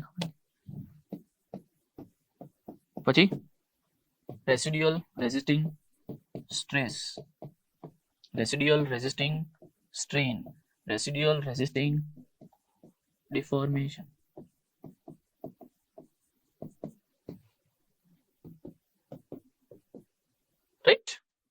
એગ્રી? હવે આના ઉપર હું લગાવું છું ટેન્શન. હવે આના ઉપર, કારણ કે ફટીગમાં શું હોય, શું કીધું તું મેં? ટેન્શન કમ્પ્રેશન, યસ ઓર નો? તો જો આ કમ્પ્રેશન લગાવ્યું તું, બિયોન્ડ ઇલાસ્ટિક લિમિટ લઈ ગયો હતો, પછી અનલોડ કર્યું. હવે હું એના ઉપર ટેન્શન લગાવું છું. તો શું થશે? જોજો, જોવા જેવી વાત છે. એના ઉપર તમે ટેન્સાઇલ ફોર્સ P લગાવ્યો. હવે યાદ કરો, આ જે ટેન્સાઇલ ફોર્સ P લગાવશો, પણ ઓલરેડી ત્યાં આવા બે તો રેસિડ્યુઅલ રેઝિસ્ટન્સ પડ્યા જ છે. Yes or no? Resisting force. અને આ જે P લોડ લગાવ્યો એના માટે આવા વાળા તો આ રહ્યા. હવે કેટલા આવે છે? 5 આવે છે. કેમ 5 હું બતાવું છું? કારણ કે સ્ટેટિકમાં મેં 5 બતાવ્યા હતા. સ્ટેટિકમાં બી ટેન્સાઇલ લોડ જ હતો, તો 5 બતાવ્યા હતા. તો જો અહીંયા બી હું 5 જ બતાવું. થઈ ગયા 5. અહીંયા બી 5 બતાવું. હવે તમે જુઓ શું થયું અહીંયા પ્રોબ્લેમ. મટીરીયલ એનું એ છે, લોડ એનો એ છે, જે અહીંયા સ્ટેટિકમાં લગાવ્યો તો એ કમ્પેર કરજો. સ્ટેટિક સાથે કમ્પેર કરવાને. મટીરીયલ એનું એ, ઓબ્જેક્ટ એનો એ. અહીંયા સ્ટેટિક ટેન્સાઇલ લોડ હતો, અહીંયા કમ્પ્રેશન લગાવીને પછી લગાવેલો ટેન્સાઇલ લોડ છે. તો તમે જુઓ 5 જે આ રેઝિસ્ટિંગ એરો દેખાય છે, એમાંથી 2 એરો તો આજે પેલા રેસિડ્યુઅલ રેઝિસ્ટિંગ ફોર્સ પડ્યા હતા, કમ્પ્રેશન લગાવ્યો તો પેલા, એટલે એને કાઉન્ટર કરવામાં વપરાઈ ગયા. તો હવે આનામાં જે સ્ટ્રેસ ડેવલપ કરવા વાળા રેઝિસ્ટિંગ ફોર્સ હશે એ ઓછા હશે. પહેલેથી જ ઓછા છે, તો yielding એ બી ઓછા જ હશે. તો આની yield strength એ સ્ટેટિક ની yield strength કરતા ઓછી આવશે. તો moral of the story, conclusion શું નીકળ્યું? કે તમે ઓબ્જેક્ટ ઉપર ઓનલી એક જ ટેન્સાઇલ લોડ અને બી સ્ટેટિક લગાવો છો, ત્યારે જે yield strength આવે છે એના કરતા પહેલા કમ્પ્રેશન લગાવો અને પછી ટેન્શન લગાવો, ત્યારે જે yield strength આવે, તો આ ઓછી હોય છે, પેલી વધારે હોય છે. એટલે પેલી હાયર હોય છે એવું બોલાય, આ ઓછી હોય છે. અચ્છા, આ કઈ yield strength કહેવાય? આ તો ફટીગ લોડ વાળી કહેવાય. તો ફટીગમાં સ્ટ્રેન્થ ઓછી આવે છે, તો અમે પહેલા ભણ્યા હતા. તો બોસિંગરે કઈ નવું નથી કીધું. Bauschinger is the name of the scientist. હવે વાંચો તો ખબર પડશે, બાકી ના પડો પહેલા. હવે આ વાંચો લાઈન. શું કહે છે? yield strength in tension or compression will reduce, ઘટે છે, after applying a load of opposite nature. Opposite nature હતું, પહેલા કમ્પ્રેશન લગાવ્યું પછી ટેન્શન લગાવ્યું, તો ટેન્શનમાં જે yield strength આવી એ ખાલી ટેન્શન લગાવ્યું હોત સ્ટેટિકમાં તો જે yield strength આવે છે એના કરતા ઓછી આવે છે. કહે છે ઘટે છે. that causes the inelastic or plastic deformation. અને એના કારણે છે બી ને, પ્લાસ્ટિક ડિફોર્મેશન નથી, પેલું રેસિડ્યુઅલ રહી ના ગયું હે ને, અને પ્લાસ્ટિક ને ઇનઇલાસ્ટિક બી કહેવાય. આવી મજા. હવે વિચારો, આ સ્ટેટમેન્ટ પહેલા વાંચ્યું હોત તો કશું ખબર ના પડત, અને હવે આ સમજ્યા પછી વાંચ્યું તો ખબર પડી. અચ્છા, ડાયાગ્રામમાં બી આ વસ્તુ છે, બતાવો. જો કઈ રીતે, ખાલી ધ્યાનથી સમજવું પડશે. એલર્ટ રહેજો ડાયાગ્રામમાં તો સમજાશે. જો કઈ રીતે સમજાવું તમને. શરૂઆત અહીંયાથી કરી છે. ઓકે, જો શું કર્યું છે? સૌથી પહેલું લગાવ્યું ટેન્શન, અને અહીંયાથી yielding ચાલુ થયું. કે છે ઇનિશિયલ yield in tension. એટલે આ ઓનલી ટેન્શન લગાવ્યું ત્યારે જે yield strength થાય એ, એટલે સ્ટેટિક વાળી yield strength કહેવાય. હે, ટેન્શનમાં સ્ટેટિક વાળી yield strength નોટ ડાઉન કરી રાખજો.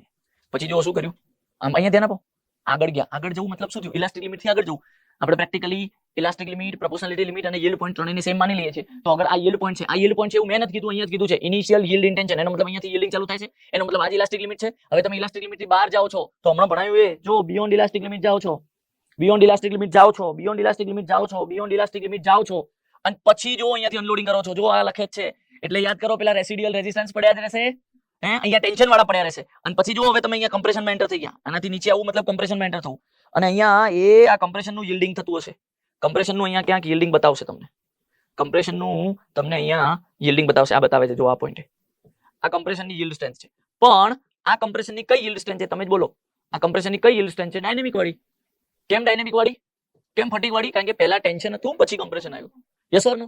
અચ્છા, હવે જોજો. ઓકે, અહીંયા જઈને પછી ઊભું રહે છે. પછી જો પાછું શું થાય છે, અહીંયા બી તમે જો આ બિયોન્ડ ઇલાસ્ટિક લિમિટ જતા રહે કહેવાય ને કમ્પ્રેશનમાં, કારણ કે આ ઇલાસ્ટિક લિમિટ હતી, એનાથી આગળ ગયા. ઓકે, આગળ ગયા એટલે અગેન હવે શું થશે? પાછા જશો તો રેસિડ્યુઅલ સ્ટ્રેસ પડ્યું રહેશે, રેસિડ્યુઅલ રેઝિસ્ટન્સ પડ્યા રહેશે. જો હવે પાછા જો છો, પાછા કઈ બાજુ જો છો? ટેન્શનમાં. અને અહીંયા તમને કહે છે કે આ ટેન્શનનું yielding, પણ આ ટેન્શનનું yielding કમ્પ્રેશન પછી આવેલું, એટલે આ ટેન્શનની કઈ yield strength કહેવાય? ડાયનેમિક વાળી. યસ ઓર નો? અચ્છા, હવે એક આ ખાલી ડોટેડ લાઈન સમજી લો. આ ડોટેડ લાઈન તમને પેલું કમ્પ્રેશન બતાવે છે કે ઓનલી કમ્પ્રેશન, શરૂઆત અહીંયાથી જ કરી, ખાલી કમ્પ્રેશન લગાવ્યું છે, સ્ટેટિક કમ્પ્રેશન, અને આ એની yield strength તમને બતાવે છે, initial yield strength in compression. એટલે આ તમારી પેલી સ્ટેટિક વાળી yield strength in compression. હવે કમ્પેર કરો, કમ્પ્રેશનમાં ટેન્શનમાં બેમાં કમ્પેર કરો. આ કમ્પ્રેશનની yield strength ડાયનેમિક વાળી હતી, આ કમ્પ્રેશનની yield strength સ્ટેટિક વાળી છે. કઈ વધારે છે? સ્ટેટિક વાળી વધારે છે. જો એ જ રીતે ટેન્શનમાં જતા રહો. આ ટેન્શનની સ્ટેટિક વાળી yield strength છે અને આ ડાયનેમિક વાળી કમ્પ્રેશન પછી ટેન્શન આવેલું એ વાળી કઈ વધારે છે સ્ટેટિક વાળી લખીને આપું તમને ક્યારે લોકો આ ગ્રાફ આટલો સિમ્પલ વેમાં નહીં સમજાઈ શકતા રસ્તા જ ભૂલી જાય ઘણા ફેકલ્ટીઓ સ્ટુડન્ટ તો છોડો રસ્તા જ ભૂલી જાય ક્યાંથી ક્યાં જવાનું છે આવી મજા હવે જો આપણે એકવાર મસ્ત સ્મૂથ રસ્તે જઈએ બરાબર છે તમને બધાને ખ્યાલ હોવો જોઈએ અહીંયાથી શરૂઆત કરી ઓનલી ટેન્શન લગાવ્યું આ yielding થયું ટેન્શનનું પહેલો જ લોડ છે એટલે સ્ટેટિક તરીકે જ કન્સિડર થાય તો આ ટેન્શનમાં yield strength અંડર સ્ટેટિક પછી આ બિયોન્ડ ઇલાસ્ટિક લિમિટ ગયા અહીંથી અનલોડ કર્યું અનલોડ કરતા કરતા કરતા કમ્પ્રેશનમાં આવ્યા અને એ આ કમ્પ્રેશનમાં અહીંયા yielding થયું આ જે yielding થયું કમ્પ્રેશનમાં આ જે yielding સ્ટ્રેન્થ મળશે કમ્પ્રેશનની એ ફટીક વાળી મળશે ફટીક વાળી જ લખીએ ને ઓકે પછી હજુ જો આ કમ્પ્રેશનની ઇલાસ્ટિક લિમિટ કહેવાય એનથી બિયોન્ડ જો છો અને પછી આમ ટેન્શનમાં જો છો આ ફરથી yielding થયું ટેન્શનમાં થયું પણ આ કમ્પ્રેશન પછી ટેન્શનમાં થયેલું yielding છે એટલે આ કમ્પ્રેશન પછી ટેન્શનમાં થયેલું yielding છે એટલે આ કમ્પ્રેશનની yield strength ફટીકમાં આઈ મજા પછી એને અલગથી એક ડોટેડ લાઈનમાં બતાવ્યું છે કે ઓનલી કમ્પ્રેશન ઉપર આ ઓનલી કમ્પ્રેસિવ ફોર્સ લગાવ્યો છે સ્ટેટિક અને એનું આ પહેલું yielding થયું છે તો આ કયું કઈ yield strength કહેવાય સ્ટેટિક yield strength કહેવાય કમ્પ્રેશનમાં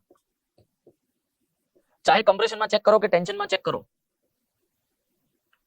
તમારી સ્ટેટિક વાળી yield strength વધારે જ આવશે ફટીક વાળી yield strength કરતા કમ્પ્રેશનમાં તો થયું આવું ટેન્શનમાં બી છે તમારી સ્ટેટિક વાળી yield strength વધારે જ આવશે ડાયનેમિક વાળી yield strength કરતા ફટીક વાળી yield strength કરતા આવી ગઈ મજા અચ્છા મારા જેવો પેપર સેટર તો આવું જ કરે આ ડાયાગ્રામ ડ્રો કરીને પૂછે કે ધીસ ડાયાગ્રામ રિપ્રેઝન્ટ્સ ખાલી જગ્યા બોશિંગર ઇફેક્ટ તો આ જે ટેન્શન કમ્પ્રેશન ઓપોઝિટ નેચરના લોડ લગાવવાથી જે yield strength માં ઘટાડો થાય છે આ ઓબ્ઝર્વેશન બોશિંગર નામના સાયન્ટિસ્ટે કર્યું એટલે આ ઇફેક્ટનું નામ બોશિંગર ઇફેક્ટ કહેવાય છે બોલો છે કઈ અઘરું બીજું જો સરસ મજાની નોટ પોઈન્ટ લખી છે કે બોશિંગર ઇફેક્ટ શું રિફર કરે છે તો it refers to what dependence of yield stress on the path and direction ભાઈ અહીંયા yield stress એટલે કે yield strength કે સ્ટ્રેસ જે બી હોય એ પાથ એન્ડ ડિરેક્શન ઉપર ડિપેન્ડ કર્યું કે નહીં તમે કયા પાથ ઉપર છો એના આધારે વેલ્યુ વધઘટ થાય છે ને યસ ઓર નો તો આ તમારો જીપીએસસી નું સ્ટેટમેન્ટ વાઇઝ એમસીક્યુ છે આ નોટ પોઈન્ટ કે બોશિંગર ઇફેક્ટ રિફર્સ ટુ વોટ તો it refers two yield stress